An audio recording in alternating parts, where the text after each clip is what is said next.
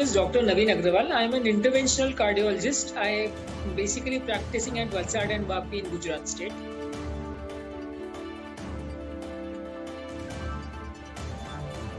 Heart failure एक ऐसी बीमारी है जिसमें हृदय का पंपिंग क्षमता थोड़ा कम हो जाता है। नॉर्मल हार्ट का पंपिंग फंक्शन जो है हम एलवी इजेक्शन फ्रैक्शन के हिसाब से कैलकुलेट करते हैं कि हार्ट का बेसिकली जितना ब्लड आता है उसमें से कितना ब्लड हार्ट पंप आउट कर सकता है। नॉर्मल व्यक्ति का ये पंप फंक्शन 60 to 65% हम कैलकुलेट करते हैं।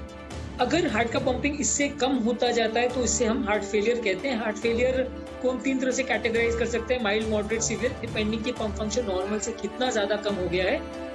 हार्ट फेलियर का बेसिकली मतलब ये है कि जब हार्ट की पंपिंग क्षमता कम हो जाती है तो हार्ट पूरे शरीर में ब्लड फेंक पाने के लिए उसकी क्षमता नहीं रहती है, तो पूरे बॉडी में यही ब्लड से ग्लूकोज और ऑक्सीजन का सप्लाई मिलता है सारे सेल्स को। तो जब हार्ट फेलियर होता है तो सारे सेल्स और का ग्लूकोज और ऑक्सीजन सप्लाई कम हो जाता है, जिसकी वजह से व्यक्ति को सिम्टम्स होना चालू होते हैं। हार्ट फेलियर के पेशेंट्स में ज्यादातर व्यक्ति को सिम्टम्स में सांस फूलना, कमजोरी लगना, चक्कर आना, चलने की क्षमता कम हो जाना, पसीना आना, इस तरह के सिम्टम्स ज्यादातर रहते हैं। हार्ट फेलियर एक बहुत कॉमन बीमारी है जिसका prevalence on an average India में 1 से 2% के आसपास कॉमन पॉपुलेशन में देखा जाता है। ज्यादातर हार्ट फेलियर 2 तरीके का होता है। हार्ट फेलियर एक होता है जो कि हार्ट की नली के ब्लॉकेज की वजह से होता है। 100 में से 50% लोगों में नली के ब्लॉकेज की वजह से हार्ट फेलियर देखा जाता है, जिसमें कि नली का ब्लॉकेज का मतलब कोरोनरी आर्टरी डिजीज। जब भी नली का ब्लॉकेज कम हो जाता है, ज्यादा होता है, तो हार्ट में ब्लड सप्लाई मिलना कम हो जाता है, जिसकी वजह से व्यक्ति को हार्ट फेल होने लगता है, सांस फूलने की तकलीफ अगर चालू हो जाती है। इसके अलावा काफी पेशेंट्स में वायरस इन्फेक्शन की वजह से या हार्ट का धबकारा अनियमित होने की वजह से या सिर्फ बीपी बहुत ज्यादा हो, कोई जन्म से हार्ट में विकृति हो, शुगर बहुत ज्यादा हो, ये सब की वजह से भी हार्ट फेलियर हो सकता है। ज्यादातर ऐसा देखा गया है कि जिन लोगों की नली में ब्लॉकेज है, इसके अलावा जो शुगर वाले हैं, बीपी वाले हैं, कोलेस्ट्रॉल वाले हैं, हार्ट की वाल्व के इन्फेक्शन वाले पेशेंट्स में, इस तरह के लोगों में हार्ट का फेलियर होने का चांस थोड़ा ज्यादा देखा जाता है।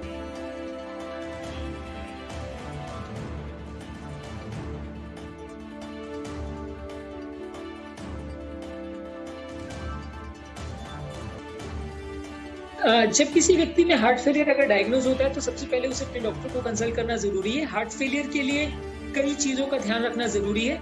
सबसे पहले व्यक्ति के फ्लूइड इंटेक यानी पानी का इंटेक को कंट्रोल करना जरूरी है। नॉर्मल व्यक्ति अगर ज्यादा पानी पीता है तो वो बॉडी से पेशाब के द्वारा निकल जाता है, लेकिन हार्ट फेलियर में बॉडी की ये क्षमता चली जाती है, इसलिए व्यक्ति अगर ज्यादा एक्स्ट्रा पानी पीता है तो वो लंग्स में भर जाता है, इसकी वजह से लोगों को सांस फूलने लगती है।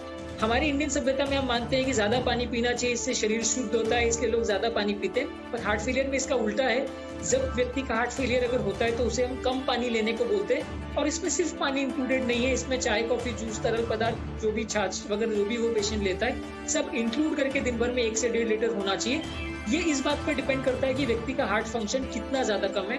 माइनर हार्ट फेलियर वाले पेशेंट अगर नॉर्मल पानी ले तो भी चलेगा, लेकिन जब हार्ट का पंपिंग बहुत ज्यादा कम हो जाता है तो हम उनको पानी का रेस्ट्रिक्शन करने को बोलते हैं। साथ में इसमें नमक भी रेस्ट्रिक्ट करने को बोलते हैं और सोडा रेस्ट्रिक्ट करने को बोलते हैं। अगर व्यक्ति को बीपी या शुगर या कोलेस्ट्रॉल की बीमारी है तो उनको भी उसको साथ में कंट्रोल करना जरूरी है।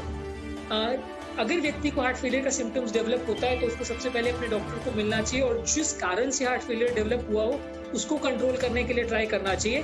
अगर इन कारणों का निवारण किया जाए, सही समय पर इनको कंट्रोल किया जाए, तो हार्ट फेलियर को काफी हद तक ठीक भी किया जा सकता है और व्यक्ति के जो सिम्टम्स है, जो परेशानियां उसको आ रही है, उसको काफी हद तक कंट्रोल किया जा सकता है। बाकी बीमारियों के कंपैरिजन में हार्ट फेलियर में ये अच्छी बात है कि हार्ट फेलियर जैसे ब्रेन के रिलेटेड बीमारियां होती है, कैंसर वगैरह होता है जिसमें कुछ खास इलाज अवेलेबल नहीं है, इसके कंपैरिजन में हार्ट फेलियर में इलाज काफी हद तक अच्छा अवेलेबल है।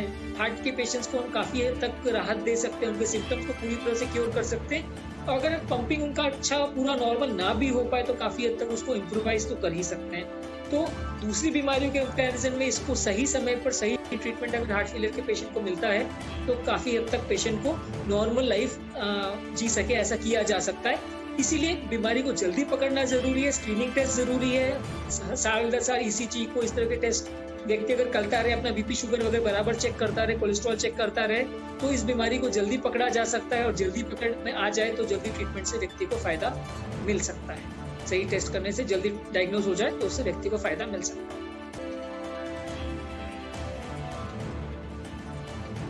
हार्ट फेलियर के पेशेंट का अगर हार्ट वीक हो जाए तो आजकल काफी दवाइयां अवेलेबल है जिससे हार्ट का पंपिंग सुधारा जा सकता है। पूरा नॉर्मल तो नहीं होता, लेकिन हाँ ज्यादातर पेशेंट्स में इसमें सिग्निफिकेंट इंप्रूवमेंट मिल सकता है। हार्ट का पंपिंग फंक्शन में दवाओं के माध्यम से 5 से 10% या कभी कभी 15-20% तक का पंपिंग में इंप्रूवमेंट लाया जा सकता है। जो रिस्क फैक्टर्स है उन्हें कंट्रोल करना जरूरी है, जैसे किसी को अगर डायबिटीज है, प्रेशर है, नली का ब्लॉकेज है, उनको कंट्रोल करना जरूरी है, व्यसन को कंट्रोल करना जरूरी है। अगर इन सब बातों का व्यक्ति ध्यान रखे तो हार्ट काफी हद तक इम्प्रूवाइज कर सकते हैं, सिम्टम्स को कंट्रोल कर सकते हैं। अगर फ्लूइड रेस्ट्रिक्शन, नमक और सोडा का रेस्ट्रिक्शन व्यक्ति करे तो ज्यादातर हार्ट से रिलेटेड, फेलियर से रिलेटेड जो परेशानियां हैं उनको कंट्रोल किया जा सकता है। इस तरह से हम हार्ट को स्ट्रॉन्गर कर सकते हैं और इस तरह से हार्ट से रिलेटेड ज्यादातर परेशानियों को भी कंट्रोल कर सकते हैं।